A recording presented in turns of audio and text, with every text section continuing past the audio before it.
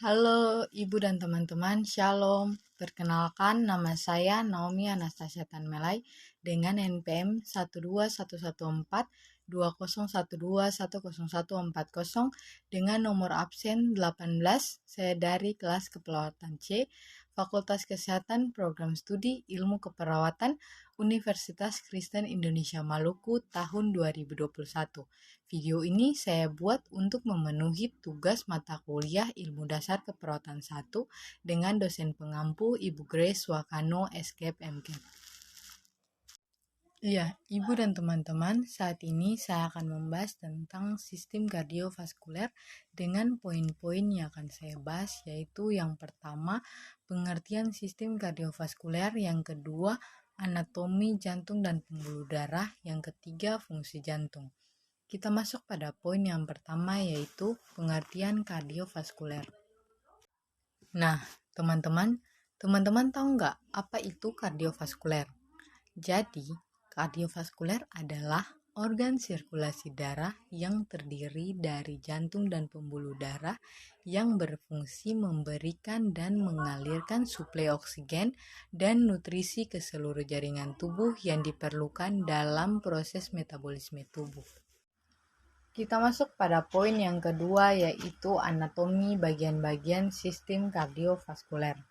Organ-organ kardiovaskuler yaitu jantung dan pembuluh darah. Jantung adalah organ muskular pada manusia yang berfungsi memompa darah melalui pembuluh darah dalam sistem sirkulasi darah manusia. Berukuran sekitar 1 kepalan tangan dan terletak di dalam dada, batas kanannya pada sternum kanan dan apeksnya pada ruang interkostalis kelima kiri pada linea midclavicular. Ruang-ruang jantung antara lain yang pertama atrium kanan, yang kedua ventrikel kanan, yang ketiga atrium kiri, yang keempat ventrikel kiri. Atrium kanan berada pada bagian kanan jantung dan terletak sebagian besar di belakang sternum. Darah memasuki atrium kanan melalui vena cava superior pada ujung atasnya, vena cava inferior pada ujung bawahnya, sinus coronavirus atau vena kecil yang mengalirkan darah dari jantung sendiri.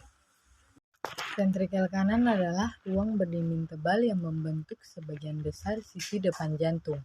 Valva atrioventrikuler dextra atau tricuspidalis mengelilingi lubang atrioventrikuler kanan pada sisi ventrikel.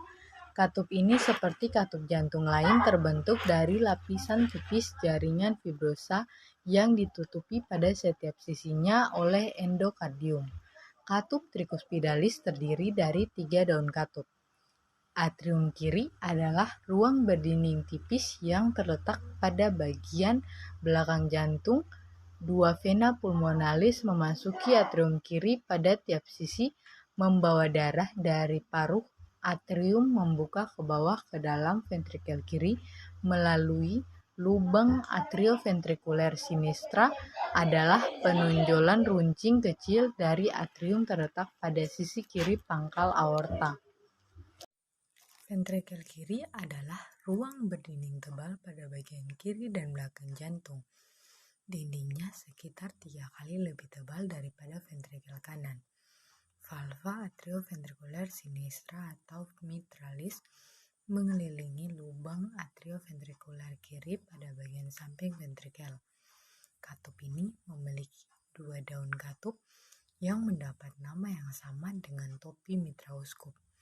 Tepinya melekat pada chordium tendineae yang melekat pada penonjolan kerucut miokardium dinding ventrikel. Lubang aorta membuka dari ujung atas ventrikel ke dalam aorta dan dikelilingi oleh ketiga daun katup aorta sama dengan katup pulmonalis. Jaringan-jaringan jantung yaitu miokardium, endokardium, dan perikardium. Jaringan yang pertama adalah miokardium. Miokardium membentuk bagian terbesar dinding jantung. Miokardium tersusun dari serat-serat otot jantung yang bersifat lurik dan saling berhubungan satu dengan yang lain oleh cabang-cabang muskular. Serat mulai berkontraksi pada embrio sebelum saraf mencapainya dan terus berkontraksi secara ritmis bahkan bila tidak memperoleh inervasi. Jaringan yang kedua yaitu endokardium. Endokardium melapisi bagian dalam rongga jantung dan menutupi katup pada kedua sisinya. Terdiri dari selapis sel endotel, di bawahnya terdapat lapisan jaringan ikat licin dan mengkilat. Jaringan yang ketiga adalah perikardium. Perikardium adalah kantong fibrosa yang menutupi seluruh jantung.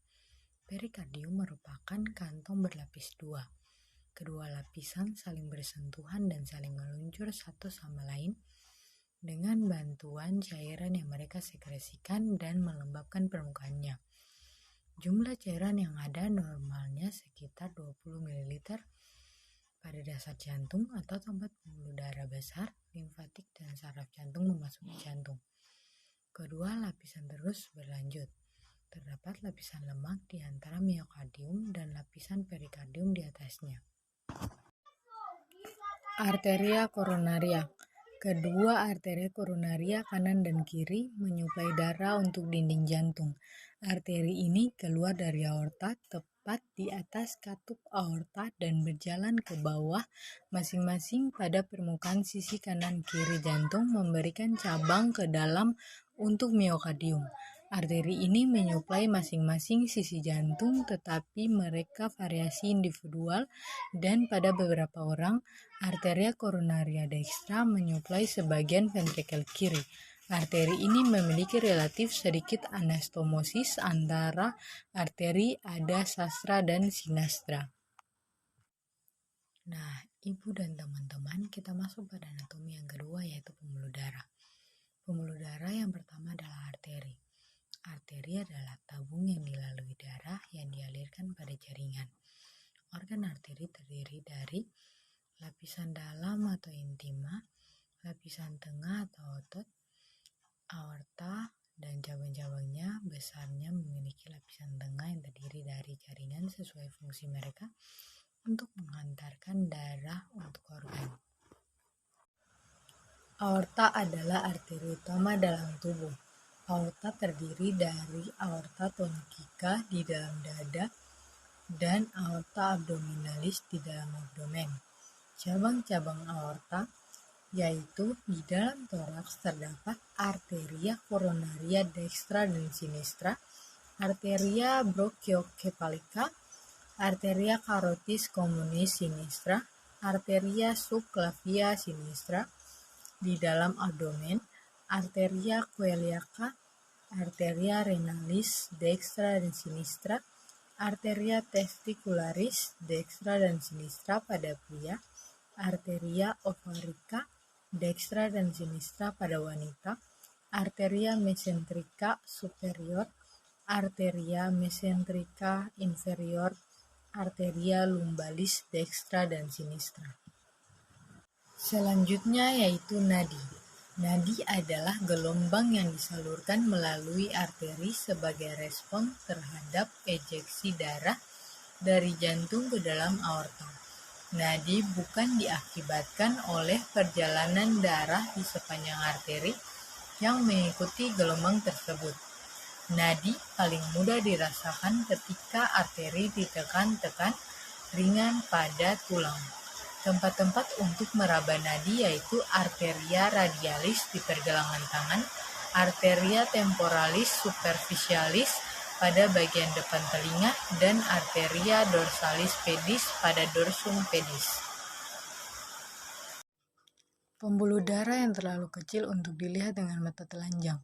Pembuluh darah mikrosirkulasi antara lain arteri pembuluh darah utama, kapiler, sinusoid, dan venul. Arteriol adalah pembuluh darah dengan dinding otot polos yang relatif tebal. Otot dinding arteriol dapat berkontraksi untuk atau berelaksasi. Normalnya, dinding arteri dalam keadaan kontraksi sebagian. Sinusoid. Sinusoid terdapat pada limpa, hepar, sumsum tulang, dan kelenjar endokrin. Sinusoid 3-4 kali lebih besar daripada kapiler dan sebagian dilapisi dengan sel sistem retikulum endoplasma. Pada tempat padanya sinusoid, darah mengalami kontak langsung dengan sel-sel dan pertukaran tidak terjadi melalui ruang jaringan. Venula adalah vena kecil yang dibentuk oleh gabungan kapiler. Vena dibentuk oleh gabungan venul. Vena memiliki 3 dinding yang tidak berbatasan secara sempurna satu sama lain. Lapisan dalam sel endotel yang licin, lapisan tengah otot dan serat elastin, dan lapisan luar sebagian besar dari serat kolagen. Katup terdapat pada banyak vena. Katup ini terdiri dari 2 atau 3 daun katup yang memberikan gambaran vena yang benjol-benjol dan menjaga darah mengalir ke arah yang salah. Beberapa katup dan vena yang lebih sentral tidak terbentuk dengan sempurna dan tidak terlalu kompeten. Ya, Ibu dan teman-teman, kita masuk pada poin yang ketiga, yaitu fungsi jantung. Fungsi jantung adalah mengepam darah ke paru-paru, di mana darah itu memperoleh oksigen dan seterusnya dialirkan ke seluruh badan. Fungsi utama jantung adalah menyediakan oksigen ke seluruh tubuh dan membersihkan tubuh dari hasil metabolisme atau karbon dioksida. Iya, Ibu dan teman-teman, materi yang telah saya paparkan tadi, saya ambil dari buku Fisiologi dan Anatomi Modern untuk Perawat, edisi 2 oleh John Gibson. Demikian materi yang saya bahas di video kali ini. Semoga video ini bermanfaat bagi banyak orang dan saya mendapatkan nilai yang baik. Shalom.